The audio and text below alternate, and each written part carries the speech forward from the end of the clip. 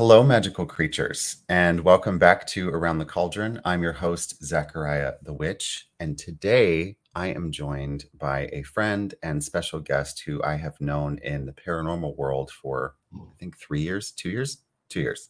Yeah. Tammie Merheb Chavez from Hollyweird Paranormal. Hello. Hi. How Hello. are you? Thank you so much. Feeling a little cold and a little damp. It's been storming here in California. It's been a really fucking weird weather, not gonna lie. Uh-huh. Yeah. By the way, we can cuss on my show because whatever. Yes. So Oh, let it all out. fucking right. Um, so I reached out to you because Around the Cauldron is it's just conversation between people either from similar backgrounds or different backgrounds. And a lot of the time I get people asking me questions, random questions. And other times it's very specific to psychic stuff or tarot readings. Mhm. But the most common stuff that I'll see on Reddit or on Quora, on other forums online, have a lot to do with ghosts and the paranormal. And I thought, who would be better to have on the show than you? Because, I mean, if people tune into your podcast, they're going to know that you're into true crime, you're into ghosts and paranormal stories. You've worked with, just tell people about what you're doing now. What is it called? The Paranormal Network or My Paranormal Network? Yes. So I'm currently still working with Hollyweird Paranormal Podcasts, which is me and Bryce's baby, my co-host Bryce Mitchell Williams. And then I was signed on to do a project with My Paranormal Network when they heard about my series of Chasing Ghosts. So they're trying to figure out what to do with that and what to do with me. And it's a lot of planning and prepping and until we get it right, that we can start putting a lot of audio and video out there of me. But that is pretty much what I've been doing, and also been able to audition for shows with the Travel Channel. And I have this very unique appearance on a Fox network, a Christmas special that they invite.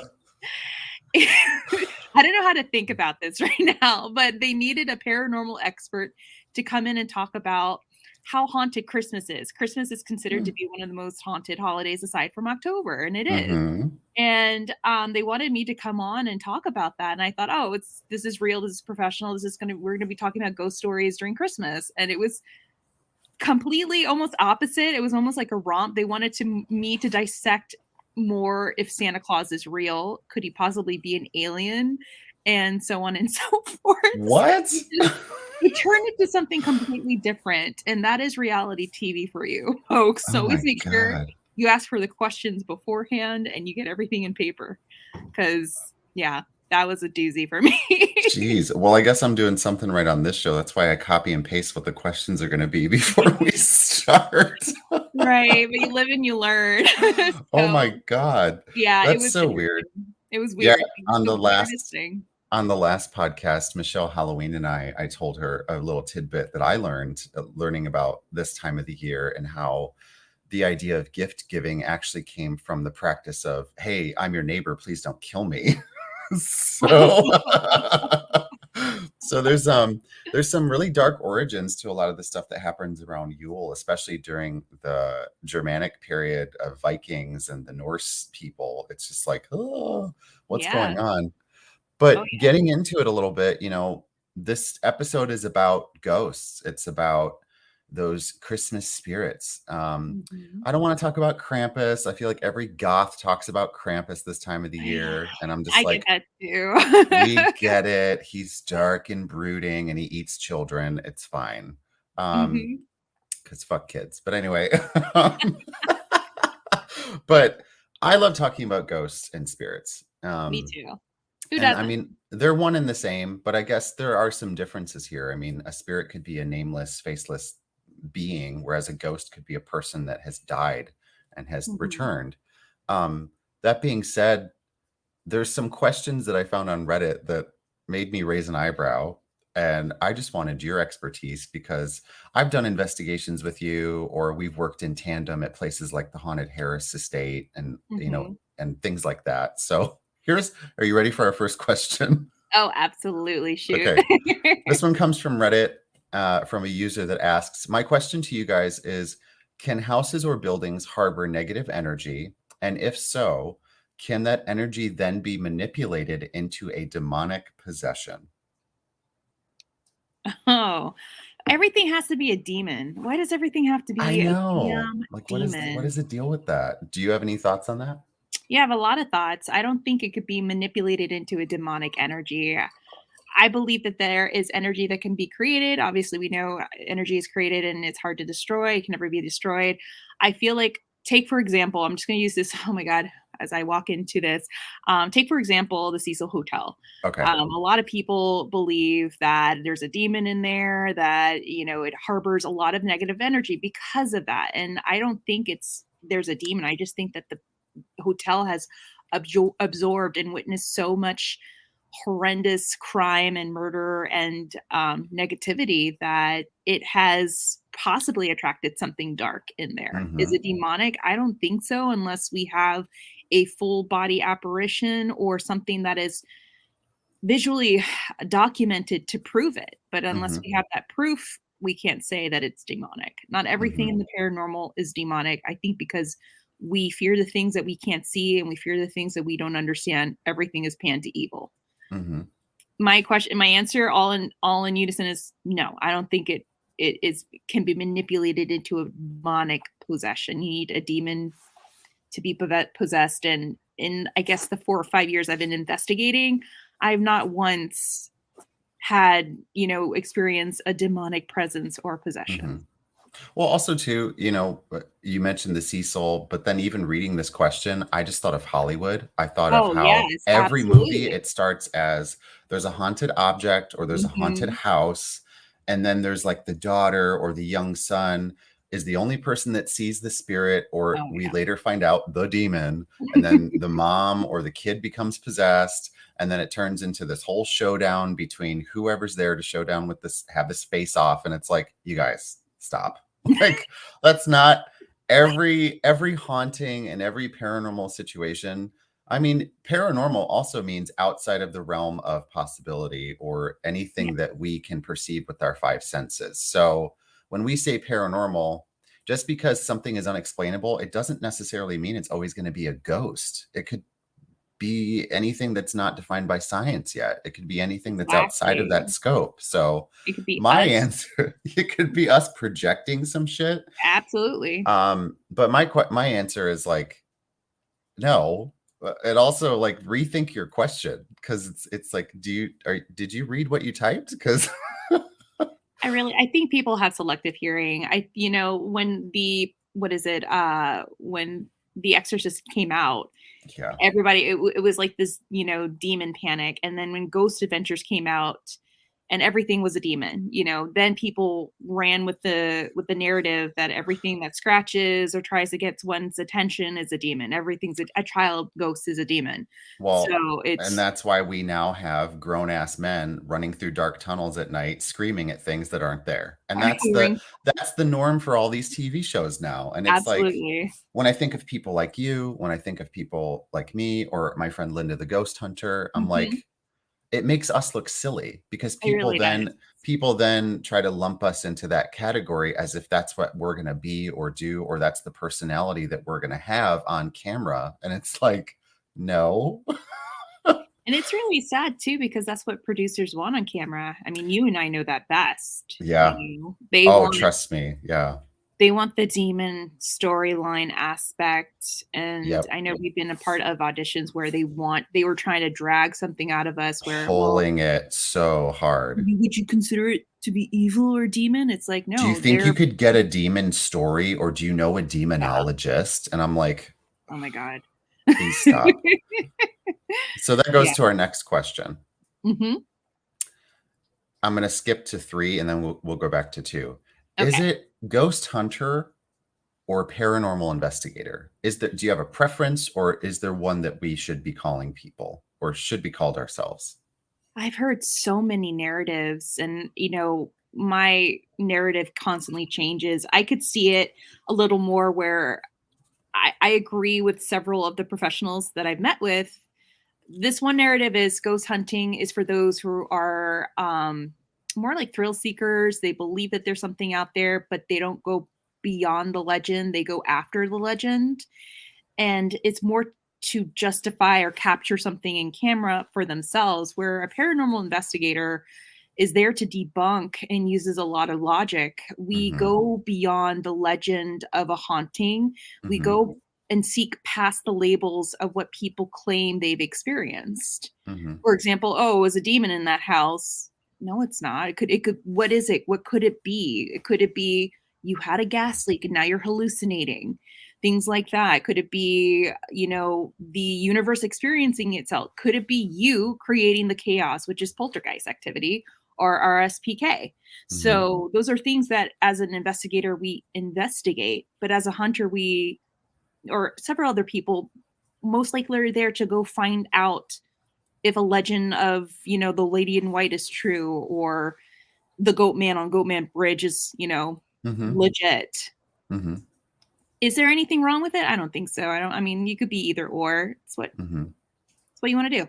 I like the way that you broke it down, though, because to me, that makes the most sense to explain it, that, there's the legends of this apparition or this story or the folklore that's there at that location. And there's people who hunt after that, kind of like the cryptids kind of stuff, or, Yes. the ghost of the gray lady, and everyone's looking for that. I would consider that, yes, you're hunting for that specific thing. But you're right. Paranormal investigators, much like when you have a psychic investigator, Mm-hmm. typically what we try to do is prove or disprove what people are saying is going on at that said location. So when I go into a situation and everyone's like, are you getting anything? Are you sensing anything? I'm going to be honest and say yes or no. And usually a lot of the time it's no. Most of the time there's nothing there. It's And they want just, you to say yes a lot of those and times. it kind of goes back to like those auditions too. It's like they really want you to push something that doesn't exist because it'd be good for TV or good on camera. And it's like, I think quality over quantity always. And I'd rather have a real experience with people than try to force something that isn't genuine. So Yes, 100%. That's why yeah, I love working with you because I you're would much rather approachable. be an investigator than a hunter of like, yeah, the Goatman Bridge, or even Waverly Hills. I went there. Lizzie Borden was the best example. I went into that situation with the belief that nothing was going to happen. And I think because I had that level of disbelief, that's why I experienced quite a few things. And we got some really crazy evidence. We got some EVP recordings. And there's even a photo of the group of us were in the basement, and there's a window Mm. in the basement, and you can see a face in that window from outside looking Oh in. my God. You're not the only one that captures something like that. It's creepy. It Yeah. is very creepy. And you said EVPs. That is a wonderful place to collect Hmm. EVPs, by the way. But the thing that I got as a psychic or a medium was that Lizzie and her sister were being abused, and this was a revenge murder. This wasn't just a psychotic break. This was, stop abusing me, I'm going to kill you, and it happened. So Hmm. um and now later, this was like when I was 20, 21 years old, and now, I'm fucking 35. You find more of this evidence about that being a possibility in the Yeah, story. This is why this was covered up. It was the shame of that family. So I find that really interesting. But again, that's investigation. That's going through newsreels and reports and data, and comparing and contrasting to what you get from your equipment, or what you get from your investigators, or what people are picking up on.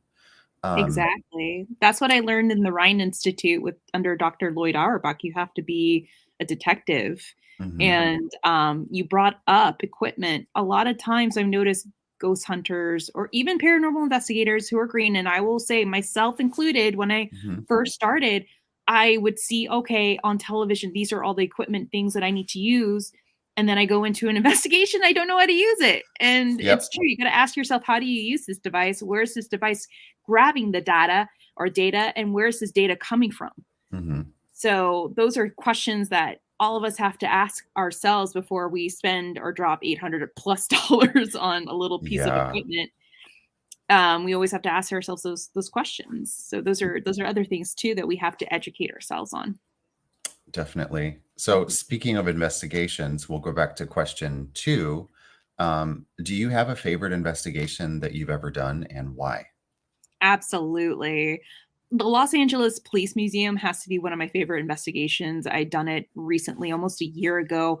I was supposed to go back a couple of months ago, back in October, with another group, with Tanya, who is a Santera priestess. And I wanted her to go in and get her take on it. Eventually, hopefully, I'll grab you to come with me. But it is one of the most interesting places because the Los Angeles Police Museum is a police museum that was an active police department way back in the day in Highland Park.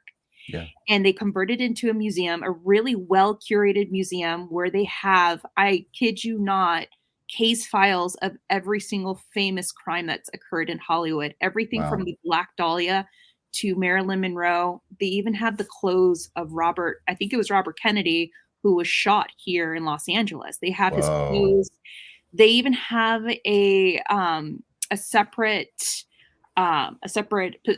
room upstairs of the North Hollywood police shootout that involved the two robbers, Larry Young and Emil Serrano.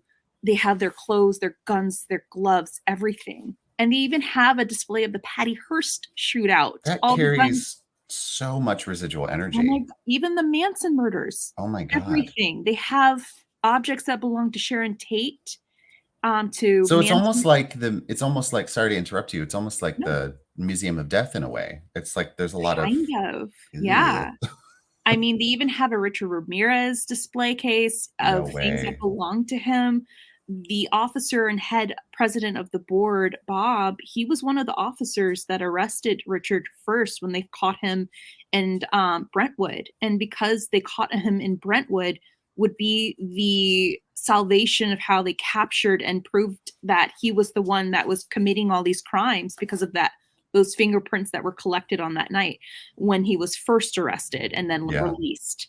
But my whole view on the place was, okay, it's haunted, but it just kind of the narrative kind of changed. Is it the place that is haunted, or is it the objects that hold this energy that is creating the energy in that environment? But there are a lot of things that were occurring that I couldn't explain. There were footsteps that were being heard while we were downstairs investigating, and no one was upstairs. I was doing an EVP section in the North Hollywood shootout, and out of nowhere, the television in the next room just turned on by itself.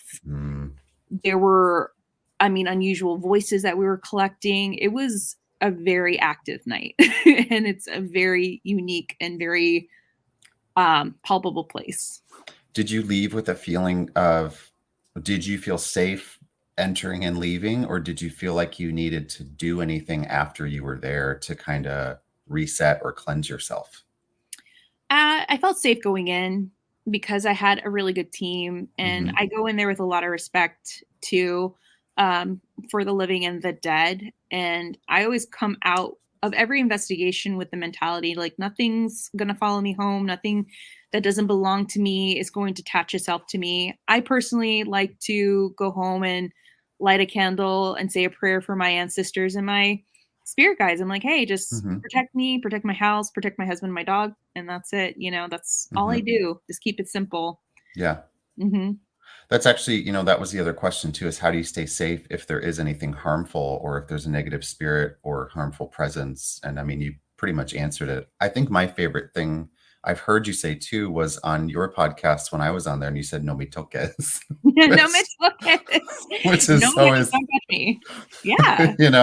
Well, you even mentioned it too. Like, if you walk in there with that in mind, like, oh, something's going to follow me home, then you're already setting that. You said that you're already setting that intention, and that is so true. You allow yourself to be susceptible and vulnerable in many ways because you enter with fear. Yes. I've noticed too that, and this isn't in the questions, but it made me think of this. Whenever you're in an investigation, I don't know if this has happened for you, but I know for myself, if there's a moment where we start laughing, or somebody plays music, or like an old clip from a movie, or the voice of somebody that was supposed to be a ghost there, it really does something to the energy of the atmosphere. Have you ever had that happen before where like all of a sudden it goes from being dead and quiet and no activity, no evidence, no data, and then like somebody makes a joke and then everybody laughs and then the energy completely changes and it turns into all this activity all of a sudden? Have you ever had that happen? Yes, at David Omen's house, we would play, The Doors, we would play music in that timer, and Mm, things would happen. When you're sitting in a room and nothing's happening, I remember this investigator and I, this is so funny. We were like, how do you bake good cookies? How do you bake a good chocolate chip? And we were like, and I kid you not, we were talking about how to prep the dough, what you need to get the soft center. And mhm. we collected an EVP, I kid you not, of someone saying, don't use too much butter or something like that. It was along the What? lines and we caught it. And it was so astonishing. And it was so clear. Everything that we were trying to collect in that room, we didn't get anything until we started talking about how to bake cookies. That is so funny. That is And it's so funny. and we collected this EVP. But yeah, I mean, anything to stir up the energies in the environment, whether you dance, release that energy, play music, make noise. Yeah. Yeah, it's kind of like I remember I did a schoolhouse in Maumee, Ohio. It had been it was an all boys school, then it was a mixed crowd, and then it turned into a tuberculosis ward, and then a dentist bought it in the 50s. So it went through a lot of changes. Um, but now it's a historical museum. And I remember standing at the blackboard of one of the classrooms, and they brought back the original board that was there. You know how it's like that weird green color? Oh It was one of yeah. those with the Oh wood. And no. so they brought it back to that same room that used to be the kids' classroom. And I took the chalk and I was writing on it because they told us we could. We could do whatever we wanted. Did you write, I will not do witchcraft in I, class? I thought about something like that, but instead I was writing like math, like 1 + 1 is blah, blah, blah. And I was like, does anyone know the answer to this? And we heard the little pitter patter of feet go down the hallway. Oh my It's God. one of the creepiest things I've ever experienced. And it was the most palpable. All of us said, did you hear that? And it was just, it's so creepy. It was just like, ugh.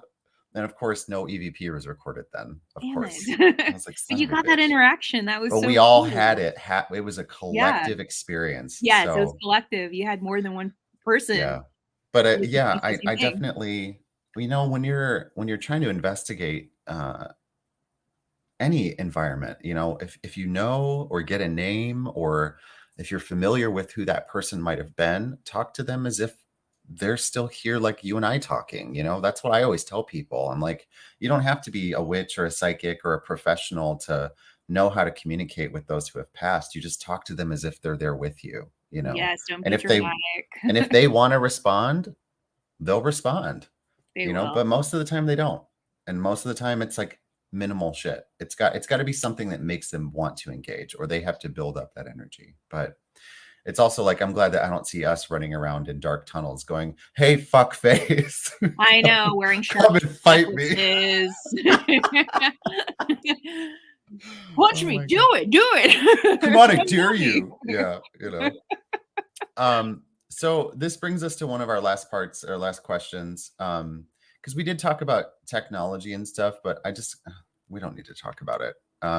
Do you know any holiday related ghost stories or tales that kind of seem to come back every year? Do they have like this? Do they seem to happen? Or is there like a location that has that? Oh, not to my knowledge. I mean, we always know about A Christmas Carol.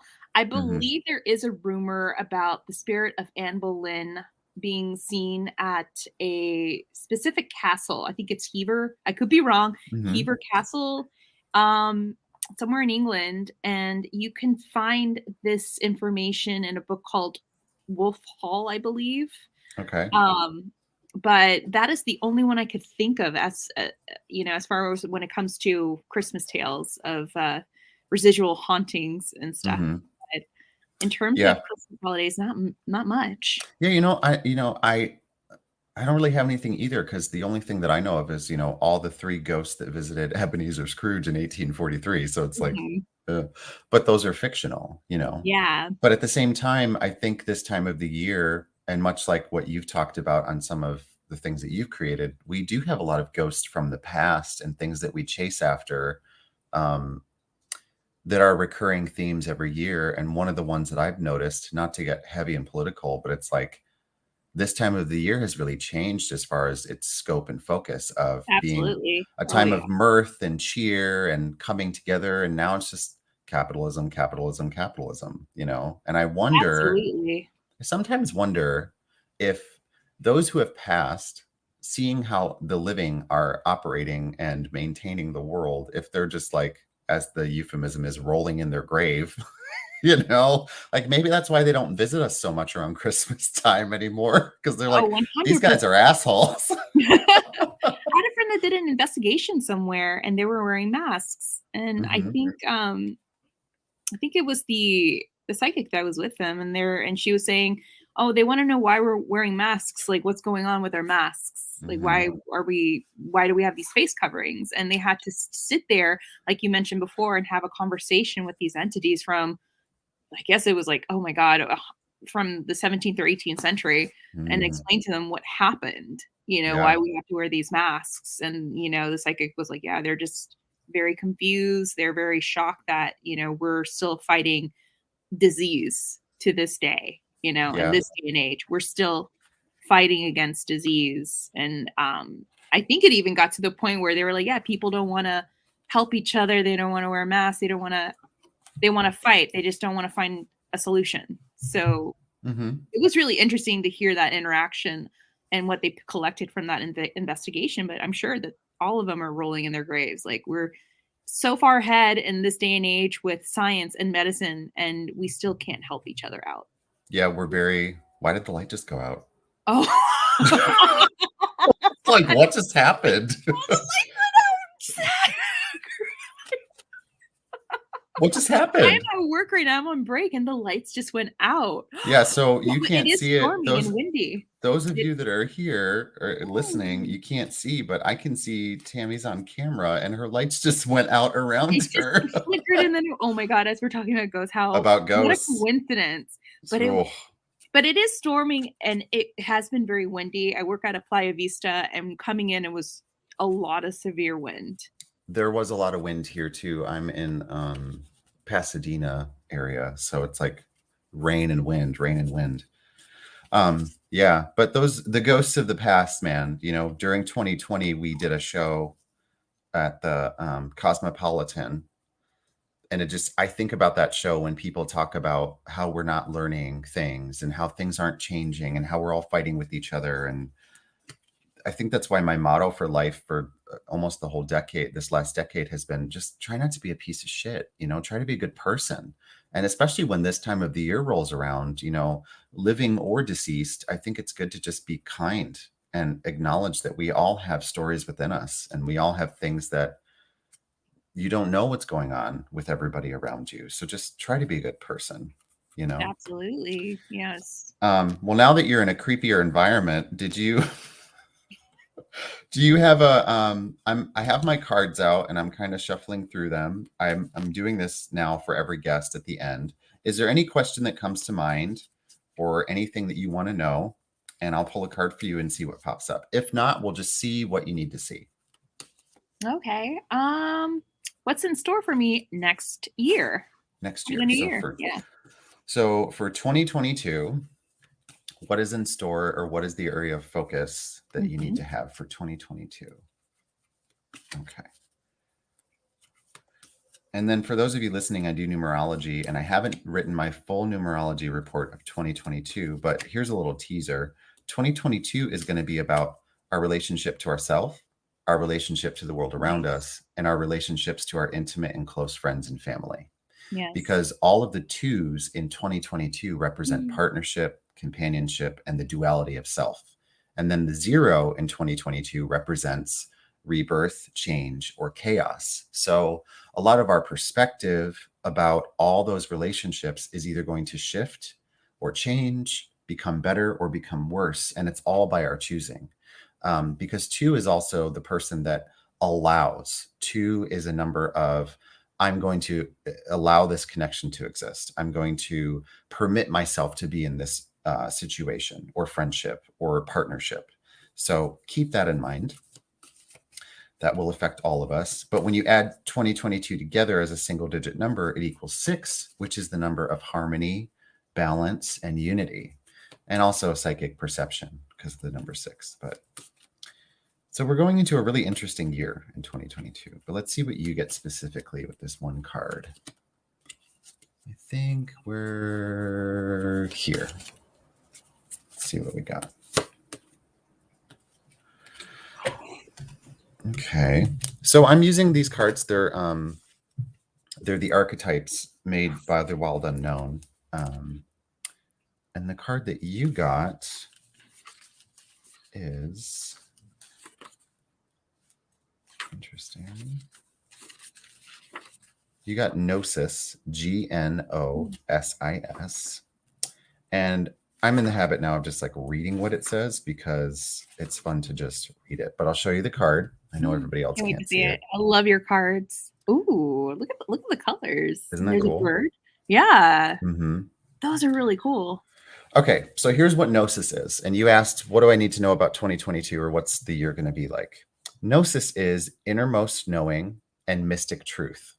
Oh, The true knowledge is not found in facts and figures in scholarly books on library shelves. Rather, Gnosis points to the deep and timeless archetypal wisdom that rises from the felt experience of having touched the unknown with every one of the senses. I really feel like this relates to you because of what you do mhm. with the paranormal and everything. Those who are drawn to Gnosis find themselves in esoteric studies involving mysticism, alchemy, healing, or perhaps the sciences. Knowing is their calling, like an investigator. Mhm. Not knowing is their job description. No matter how far the alchemist takes their studies, they come to the ultimate conclusion that facts always slip toward mystery, and soon mystery results in facts. This card signifies a knowing that is life-changing. Once you experience it, you are forever changed and become a guardian of Gnosis. The eternal mystery is calling you, so study your passions in the deepest way available to you. Wow. So this says that, what you're going towards is contemplating the mysteries and answering the unanswerable questions. So that's kind of where you're headed in 2022, is learning more about what already piques your interest, what you have passion about, being that investigator. That's a really big clue into what it will be. And then there's this quote here. It says, "Those who say they know don't, and those who say they don't know, no." I always tell people that when they ask me, what could that be, or what is a ghost, or what is that haunting all about? It's like, all in all, we don't know. We don't know what the fuck we're talking about. We really don't know. We have a basic little bit of a gist, but it changes. There's so many things that change. It's so true. And if someone tells you that they know, it's like they're bullshitting you. They really are. So for the last part, I always go over that reading that card. I think that does that answer your question? Does that make sense? Oh, absolutely. Yeah. Okay. Now moving past from that, I'm going to ask you, first and foremost, thank you for being here and for the chat. But what are 3 people, places, or things that you are grateful for? Definitely grateful for my friends, first and foremost, such as you guys, you and all of our listeners, all of, the people that my husband and I have been friends with for many, many years, that we've supported each other, especially throughout this pandemic. And also, I'm grateful for my family. I know that this past year, we've lost a lot of loved ones. I've lost a couple because of the pandemic, but I'm just really thankful that I have my parents, that they're healthy, that they're still, trucking along with my sisters and my other siblings. I'm very grateful for that.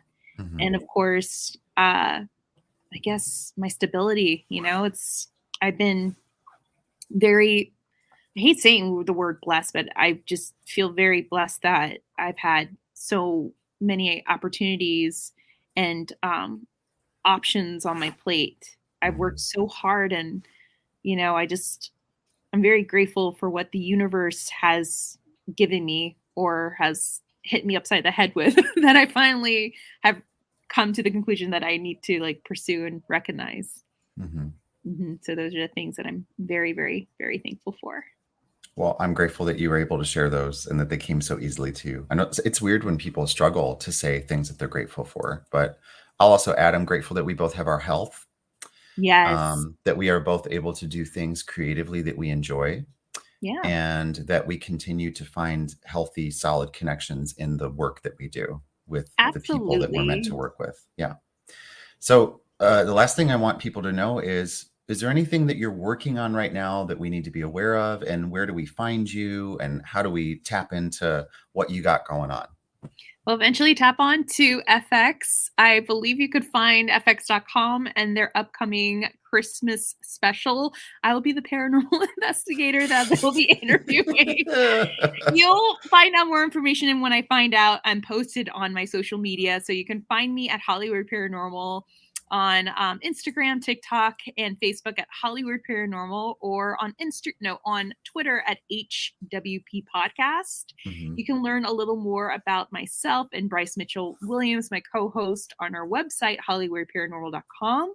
You can also read a little tidbit about myself and upcoming projects on my paranormal net. I believe that's what it is, but you can also find them on Instagram at my paranormal network. I love that. It's Mhm. really, yeah, I'm excited for all the things you have going on. Is it just you, or is Bryce going to be on the FX thing too? It was just me, since they needed an investigator, and Mhm. they kind of promoted me as the paranormal investigator. Yeah. So yeah, it'll just be me, myself, and I dressed in Oh my black as God. they wanted me. That's so funny. It Well, would be if funny.